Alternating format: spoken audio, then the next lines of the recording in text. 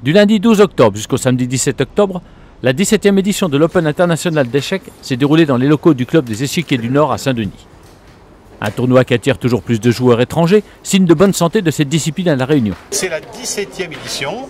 Alors à Saint-Denis, ou du moins dans le Nord, c'est la 10e édition à peu près. D'accord. Autrement, les autres éditions ont lieu dans le Sud. Cette 10e édition est particulièrement pour nous importante parce qu'il y a quand même un nombre important de joueurs étrangers, puisqu'il y a, ou de métropole, il y a 25 personnes de l'extérieur, dont 6 Allemands, 3 Malgaches, 5 Mauriciens, 2 Indiens et pas mal de métropolitains. Les organisateurs font également de ce rendez-vous devenu incontournable une occasion idéale pour les compétiteurs venant de l'extérieur de découvrir notre île. Cette compétition échec-évasion, parce qu'on essaye d'allier à la fois en fait le jeu et le tourisme, puisque vous savez que tous les joueurs qui viennent sont presque tous accompagnés, et donc obligatoirement il y a du tourisme sur toute l'île. Qui mieux que l'arbitre de la Fédération internationale des échecs pour nous expliquer comment fonctionnent les parties, et surtout pour évaluer le niveau de cet Open qui semble s'imposer au fil du temps comme le tournoi de référence dans la zone océan Indien. Pour, on va dire, maîtriser quand même le temps, parce que sinon ça pourrait durer des heures, donc il y a une pendule.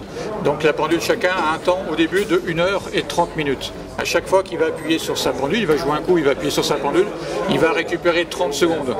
Donc les parties peuvent durer, en fonction de la vitesse, soit de 5 minutes, si vraiment il joue très très rapidement, jusqu'à 3h30, 4h. Donc voilà, les parties sont en général le minimum d'une demi-heure et jusqu'à 3 heures les plus longues. Le niveau de l'Open est assez correct.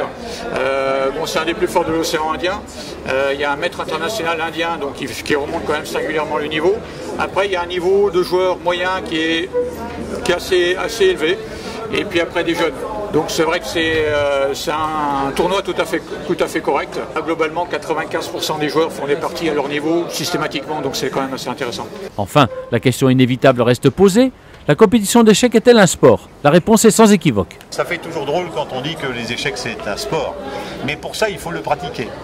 Ça veut dire quoi? Qu'en fait, quand vous faites une partie ou deux dans la journée, je ne parle pas de parties à toute vitesse comme ça, mais des parties qui durent 4 heures, je peux vous assurer que quand vous avez terminé cette partie, vous êtes épuisé physiquement, nerveusement, psychologiquement. C'est véritablement un sport. Ça joue sur le physique et donc ça a été déclaré sport à juste raison, je pense.